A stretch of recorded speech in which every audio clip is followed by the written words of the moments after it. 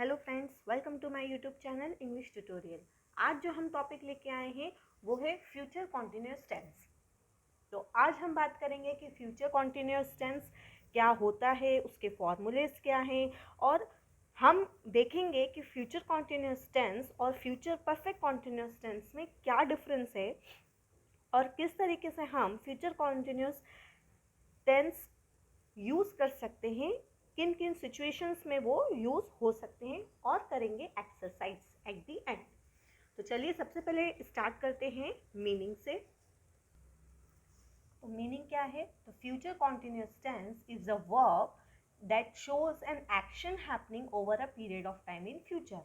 मतलब फ्यूचर में कोई भी एक्शन किसी भी एक स्पेसिफिक पॉइंट पे हो रहा होगा, उस समय की बात करने के लिए हम फ्यूचर कॉन्टिन्यूअस टेंस का यूज़ करेंगे। फ्यूचर कॉन्टिन्यूअस टेंस को हम प्रोग्रेसिव टेंस भी बोल सकते हैं, जो कि हमें बताता है कि फ्यूचर में किस समय वो फंक्शन या फिर वो एक्शन या फिर वो इवेंट चल रहा होगा। ठीक है, ये बहुत ही कंफ्यूजन हो सकता है similar to simple future tense, क्योंकि सिंपल फ्यूचर टेंस में भी हम फ्यूचर की ही बात करते हैं, लेकिन उसमें जो एक्शन है वो बताता है कि फ्यूचर में ये होगा, और वहीं पे जो फ्यूचर कॉन्टिन्यूअस टेंस है वो हमें बताता है कि वो एक्शन फ्यूचर में हो रहा होगा। ठीक है, बहुत ही मामूली सा डिफरेंस है, लेकिन यस डिफरेंस है। फ्यूचर कॉन्टिन्यूअस टेंस हमें मदद करता है मल्टीपल एक्शंस जो फ्यूचर में होंगे उनके बारे में डिस्क्राइब करने पर। ठीक है, ऐसे इवेंट्स जो कि प्लान्ड हैं, एक टाइम पे होने वाले हैं, ऐसे बहुत सारे इवेंट्स रहेंगे, तो उनको डिस्क्राइब करने के लिए हम फ्यूचर कॉन्टिन्यूअस टेंस का यूज़ करेंगे। वहीं पे अगर हम बात करें तो फ्यूचर कॉन्टिन्यूअस टेंस की बहुत सारी सिमिलैरिटीज़ फ्यूचर परफेक्ट कॉन्टिन्यूअस से भी मिलती हैं। मतलब उनमें भी मामूली सा ही डिफरेंस है, लेकिन हाँ डिफरेंस है। तो हम पहले बात कर लेते हैं कि फ्यूचर कॉन्टिन्यूअस टेंस और फ्यूचर परफेक्ट कॉन्टिन्यूअस टेंस में क्या डिफरेंस है। तो डिफरेंस देख लेते हैं कि future continuous tense is for action taking place over a specific period of time. मतलब फ्यूचर कॉन्टिन्यूअस टेंस जो बात करेगा वो हमें ऐसे इवेंट के बारे में बताएगा, फ्यूचर में ऐसा कोई भी इवेंट हो रहा होगा जो कि एक स्पेसिफिक पीरियड में शुरू भी हुआ होगा और ख़त्म भी हुआ होगा। क्लियर? वहीं पे अगर हम फ्यूचर परफेक्ट कॉन्टिन्यूअस टेंस की बात करें तो is for action that are ongoing into future but lack of specific time. यहाँ पे स्पेसिफिक टाइम नहीं है शुरू होने का या एंड होने का, और यहाँ पे स्पेसिफिक टाइम है। अच्छा, जैसे हमने स्टैटिटिव वर्ब्स पढ़े हैं, तो जिस तरीके से हम दूसरे टेंसेस में स्टैटिटिव वर्ब्स का यूज़ कर सकते हैं, ठीक वैसे ही फ्यूचर कॉन्टिन्यूअस टेंस में हम स्टैटिटिव वर्ब्स का यूज़ नहीं कर सकते। स्टैटिटिव वर्ब्स हमने जैसे देखा था want, love, need, hate। ठीक है, तो जब हमें इन एक्शंस को एक्सप्रेस करना होगा तब हम फ्यूचर कॉन्टिन्यूअस टेंस का यूज़ नहीं करेंगे। ठीक है, अब बात कर लेते हैं how does future continuous tense work, that means formula. ठीक है, तो हमारा क्या रहेगा? सब्जेक्ट। अब क्योंकि फ्यूचर की बात हो रही है तो हम विल यूज़ करेंगे, प्लस हम लगाएंगे बी, उसके बाद हम लगाएंगे प्रेजेंट पार्टिसिपल, मतलब वी की first form plus ING, and then object. Clear? अभी यहाँ पे हम सभी जगहों पे विल का यूज़ कर सकते हैं। हमारा सब्जेक्ट कोई भी हो, फर्स्ट पर्सन सिंगुलर और plural, second person plural, third person singular या फिर प्लूरल, लेकिन ये याद रखना कि हमेशा बी लगेगा। जिस तरीके से हम जब प्रेजेंट कॉन्टिन्यूअस टेंस में हम ऑक्सिलरी वर्ब इज, एम या फिर आर लगाते थे, ठीक वैसे ही यहाँ पे हम क्या लगाएंगे? Will be.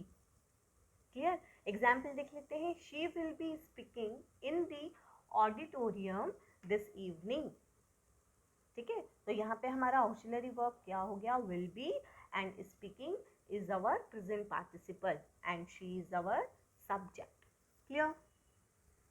अब इसी सेंटेंस को मतलब फ्यूचर कॉन्टिन्यूस टेंस को ही अगर हमें नेगेटिव में चेंज करना होगा तो हम क्या कर लेंगे, हम विल और बी के बीच में लगा देंगे नॉट। तो हमारा सेंटेंस क्या बन जाएगा, she will not be speaking in the auditorium this evening.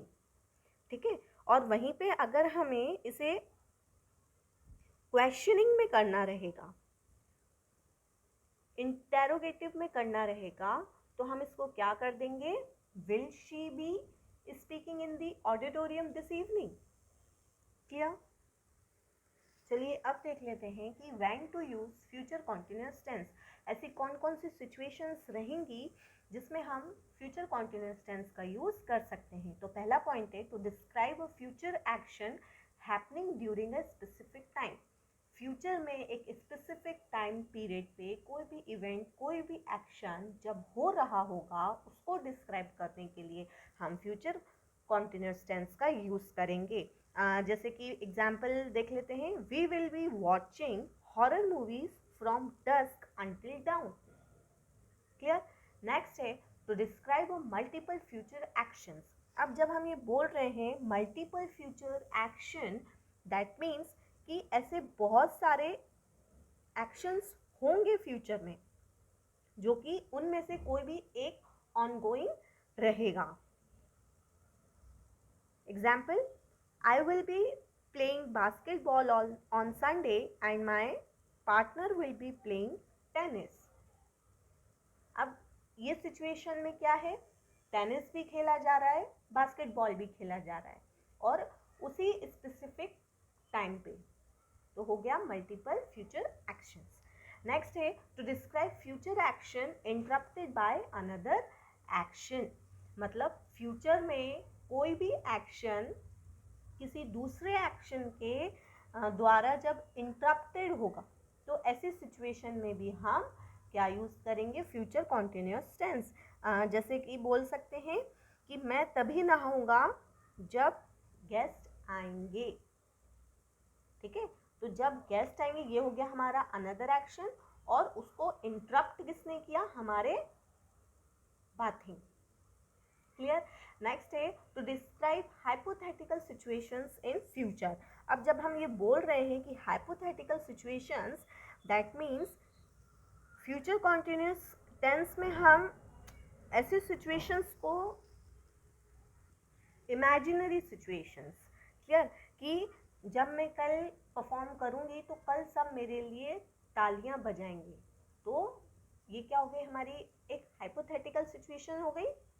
तो ऐसे सिचुएशन के टाइम पे भी हम फ्यूचर कॉन्टिन्यूअस टेंस का यूज़ करेंगे। चलिए अब एक्सरसाइज के थ्रू इसको और डिटेल में देख लेते हैं। So here we have some of the exercise, let's discuss one by one. I will be dancing in the auditorium tomorrow. So in this sentence, what we are talking about? We are talking about the actions which will be performed in the future. That means this is our future continuous tense. Subject plus will, be, and then present participle. Clear? Next is the baby will be playing whole night. So this is a hypothetical situation. So in this case also we will be using future continuous tense.